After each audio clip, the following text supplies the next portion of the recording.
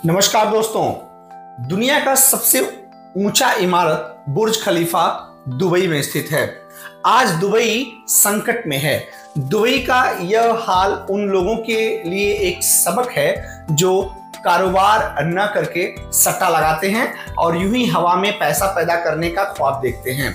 कोई कितना ही अमीर और ताकतवर हो, अर्थशास्त्र के मूल नियमों का पालन तो उसे करना ही होगा। दुबई जल्द से जल्द खुद को आधुनिक अर्थव्यवस्था का मॉडल साबित करना चाहता था, किंतु वहां के लोगों ने यह भुला दिया कि मांग के बिना अत्यधिक आपूर्ति से समृद्धि नहीं आ सकती है। इसके अलावा अगर विकास के लिए कर्ज लिया गया है तो यह बहुत जरूरी है कि पर्याप्त कमाई हो ताकि ब्याज चुकाया जा सके। इन सुनहरे नियमों का पालन नहीं किया जाए तो मुंह के बल गिरने में देर नहीं लगती है। लेकिन सुनहरी दुबई की नगरी में इस कायदे की अनदेखी की और नवंबर के अंतिम सप्ताह में पस्त हो गई। साथियों, हम बात कर रहे हैं दुबई में छाए हुए उस आर्थिक संकट की और कर्ज से डूबे दुबई की बात कर रहे हैं।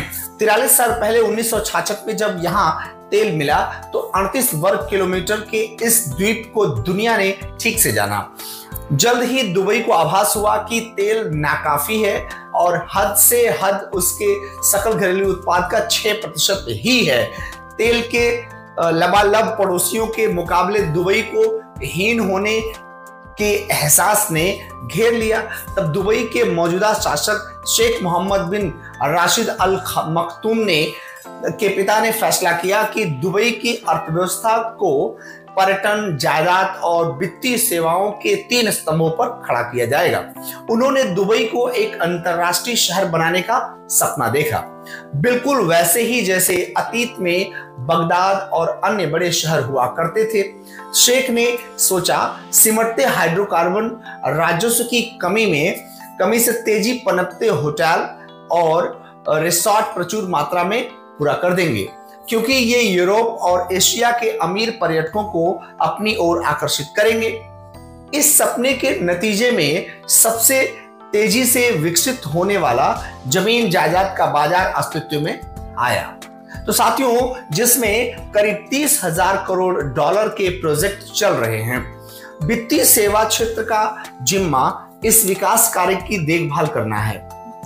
इसके लिए 8,000 करोड़ डॉलर का कर्ज लिया गया था, जिसमें से करीब 6,000 करोड़ डॉलर तो एकमात्र दुबई वर्ल्ड ने ही दिया था। अब जान लेते हैं दुबई वर्ल्ड क्या है। दुबई वर्ल्ड एक ऐसी संस्था है जो दुबई में बहुत डोमिनेंट है। यही वह कंपनी है जो राज्य के कई कारोबारों के लिए धन मुहैया करा रही है। यह शेख के कामयाब राजनीतिक और कारोबारी रणनीति थी कि उन्होंने निवेशकों को इस बात के लिए मना लिया।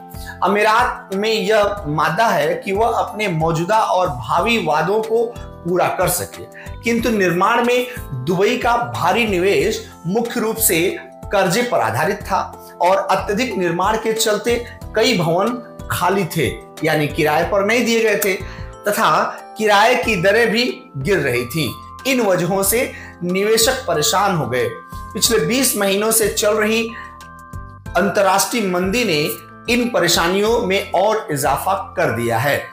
बड़े बड़े आकार के दफ्तरों का किराया नहीं चुकाया जाना और सौदे पूरे नहीं किए जा सके, ये इसके कारण है। मूडी की हालिया रिपोर्ट में बताया गया है कि दुबई का कर्जा इसके सकल घरेलू उत्पाद यानी जीडीपी को भी पार कर चुका है और अगले 5 सालों तक इस वजह से दुबई की प्रगति पर बहुत बुरा असर पड़ने वाला है। मौजूदा 8,000 करोड़ डॉलर का कर्जा दुबई के जीडीपी से पूरा 2 गुना है। धनवानों की घटती कमाई ने हालात और बिगाड़ दिए, क्योंकि खाड़ी देशों में पर्यटकों की संख्या में बहुत कमी आई है। टाइम्स के रिपोर्ट ने इस बात को उजागर किया है। यह संकट शुरू हुआ 25 नवंबर को, जब दुबई ने दुबई वर्ल्ड और उसकी प्रमुख सहयोगी कंपनी नखील 3 पाम आइलैंड के डेवलपर को अरबों डॉलर के कर्ज अदायगी को स्थगित करने को कहा। दुबई वर्ल्ड वह कंपनी है जिसने अमीरात की अंधाधुंध तरक्की की अगुवाई की है। दुबई के संकट ने विकसित देशों के निवेशकों के मन में शंका पैदा कर दिया है कि उभरते बाजार में निवेश करना जोखिमपूर्ण है, लेकिन इससे दुनिया हिलने वाली नहीं है और न ही भारत पर कोई असर पड़ेगा। अंतर्राष्ट्रीय स्तर पर देखा जाए तो वैश्विक ऋण 5,000 अरब डॉलर है, जिसके सामने 8,000 करोड़ डॉलर कुछ ज्यादा नहीं है, और वह भी तब जब इससे भी ज्यादा कीमत की संपत्ति ऑलरेडी बनाई जा चुकी है। 80% से भी ज्यादा कर्ज G7 के देशों द्वारा चुकाना बाकी है, जबकि उनके पास इसे अदा करने के पर्याप्त साधन भी नहीं है। साथियों, हम दुबई की आर्थिक स्थिति और उस पर लदे कर्ज की बात कर रहे हैं, जो दुबई को मुसीबत में डालते जा रहा है। दुबई कोई मामूली जगह नहीं है, यह संयुक्त अरब अमीरात के 7 अमीरातों में से एक है तथा अबू धाबी के अलावा इसके पास भी राष्ट्रीय महत्व के सारे मुद्दों पर वीटो का अधिकार है। अब अबू धाबी पहले से ही इस संकट में दुबई की मदद करने की इच्छा जाहिर कर चुका है। जीडीपी और प्रति व्यक्ति आय के हिसाब से देखा जाए तो अबू धाबी संयुक्त अरब अमीरात का सबसे अमीर अमीरात है, यानी सबसे रिच है। अबू धाबी के 4,20,000 नागरिकों की औसत शुद्ध संपदा 170 लाख डॉलर है तथा दुनिया भर में 1 लाख करोड़ डॉलर से भी ज्यादा इसी एक शहर में निवेश किया जा चुका है। यदि अबू धाबी मदद के लिए आगे आता है तो बिना दिक्कत के ऋणों पर समझौता किया जा सकता है। इसकी धन दौलत की गिनती दुनिया के सबसे बड़े धन के भंडारों में होती है। इसके पास 62.7 हजार करोड़ डॉलर का कोष है और यह दुनिया के सकल तेल भंडार के 8% हिस्से का मालिक है। अबू धाबी अंतरराष्ट्रीय बैंकों, कार निर्माताओं और केमिकल्स कंपनियों के शेयर खरीदकर अपने निवेश को फैला रहा है और वैश्विक बैंक HSBC ने भी दुबई की मदद करने का साफ इशारा दिया है। यानी ये बात स्पष्ट है कि दुबई को मदद करने के लिए लोग हाथ बढ़ा रहे हैं, किंतु दुबई की यह हालत का जिम्मेदार दुबई खुद है। दुबई कोई दिवालिया राज्य नहीं है। शेख मोहम्मद ने संयुक्त राज्य अमेरिका और यूरोप में बहुत सा पैसा लगाया है। उन्हें रेस के घोड़ों का बहुत शौक है।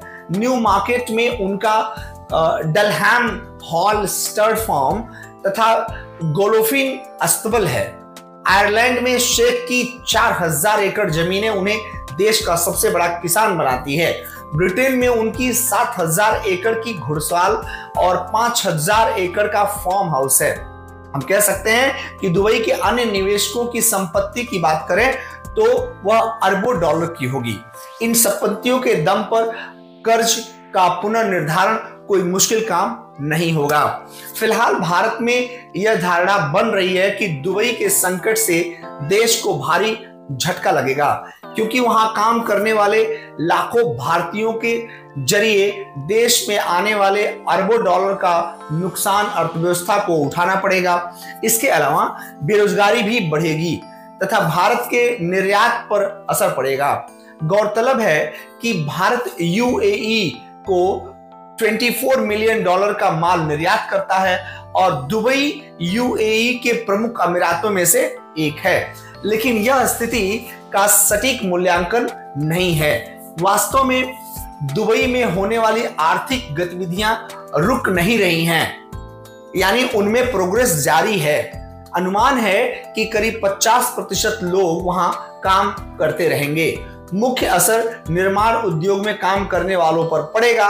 जो इस उद्योग में काम कर रहे थे उन्होंने स्थिति को पहले ही भांप लिया था, इसलिए वे खाली नहीं बैठे थे, बल्कि उन्होंने भारत और खाड़ी देशों की विभिन्न कंपनियों में नौकरी तलाशनी शुरू कर दी थी। साथियों, इसके अलावा भारत की अर्थव्यवस्था तेजी के साथ मंदी से उभर रही है, इसलिए उम्मीद है कि दुबई से लौटने वाले कई लोगों को भारत में ही रोजगार मिल जाएगा। साथियों, अगर यह वीडियो आपको पसंद आए तो इसे लाइक करें और चैनल को सब्सक्राइब करें। हम मिलेंगे अगले सेशन में। नमस्कार।